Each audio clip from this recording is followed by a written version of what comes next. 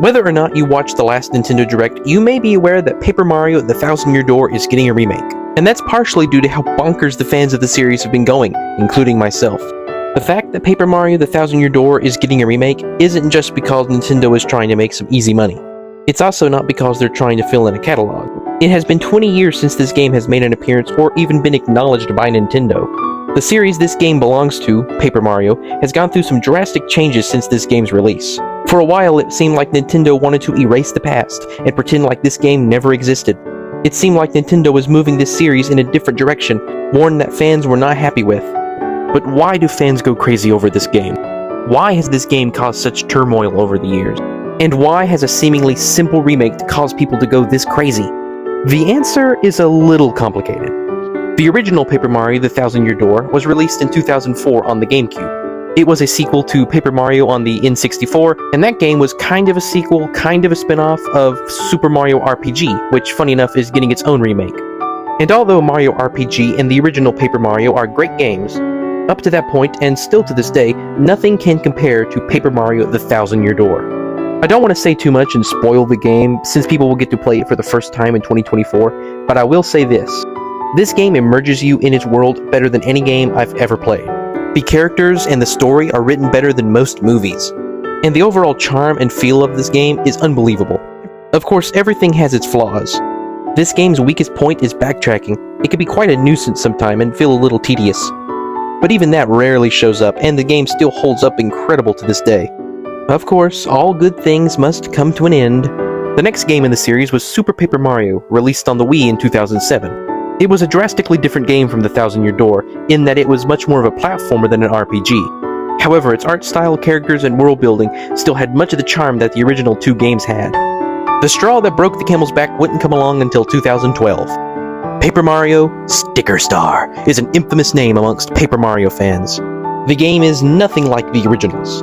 There's no unique characters. The story is so boring it could belong in a new Super Mario Bros. Game.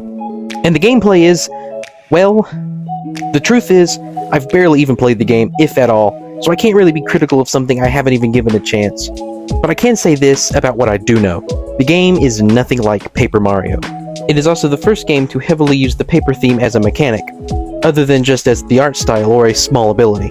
And that is still a controversial opinion to this day, whether or not the series should be this heavily themed after paper. And if you were a fan of The Thousand Year Door, and you thought Super Paper Mario was just a bump in the road, you were in for a bad surprise. Paper Mario Sticker Star is basically the end of the road for Paper Mario. Fans were so mad about Sticker Star that they straight up ignored the next title. Paper Mario Color Splash, released in 2013 for the Wii U, was basically overlooked. Sticker Star had left such a bad taste in people's mouths that they didn't even want to touch Color Splash. I have played this myself. Is it as bad as Sticker Star? Probably not. It is a fine game, but it is not the Paper Mario that people had grown to love. At this point, people had accepted that Paper Mario was dead, and that it would never be what it once was. That was until Origami King kind of changed opinions. Released for the Switch in 2020, it was my introduction to Paper Mario, so I may be a little biased, but I love this game. To me, this game is amazing. It's a Mario game, but the characters have dialogue, it has an amazing story, the world is interactive. I love everything about this game. I'm glad that it was my first Paper Mario game and not Sticker Star or Color Splash. It left me wanting more Paper Mario, and so I went looking for it, and what I found were split opinions. Paper Mario: The Origami King has two camps.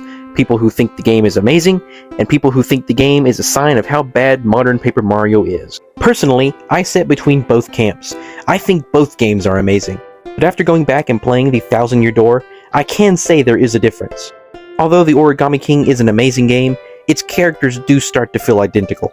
You feel like you run into the same Toad or Shy Guy 100 times, whereas in The Thousand Year Door, every character has a unique design. Characters don't have names in The Origami King, but in The Thousand Year Door, even minor background characters have unique names. This was due to the most controversial information surrounding Paper Mario, the Origami King developer interview. I'm not going to go into much detail, but in this interview, one of the developers for Paper Mario: The Origami King stated that it was no longer possible to modify or create original characters in the Mario universe. So that would explain why characters look identical and practically have no names in The Origami King, but it goes a step further. The developer also said that there were two main things Miyamoto wanted from the start of the project. Miyamoto is the creator of Super Mario and is basically the head of all things in Nintendo, so when he says something, it goes. He had stated, "It is fine without a story, so do we really need one?" And, as much as possible, completed with only characters from the Super Mario world. And that would explain why Ollie and Olivia and the stationary bosses are the only new characters to the game. This information was all people needed to confirm that Paper Mario had changed for the worse, and that it would never go back to being as great as it was with the Thousand-Year Door.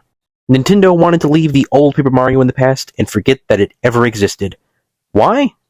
I have absolutely no idea. The story was the original selling point of the first Paper Mario, and so to say that it doesn't matter is like saying the Master Sword doesn't matter in a Zelda game. And that's where Paper Mario was left, doomed, never to be what it once was again. This next video will be our last announcement. Please take a look.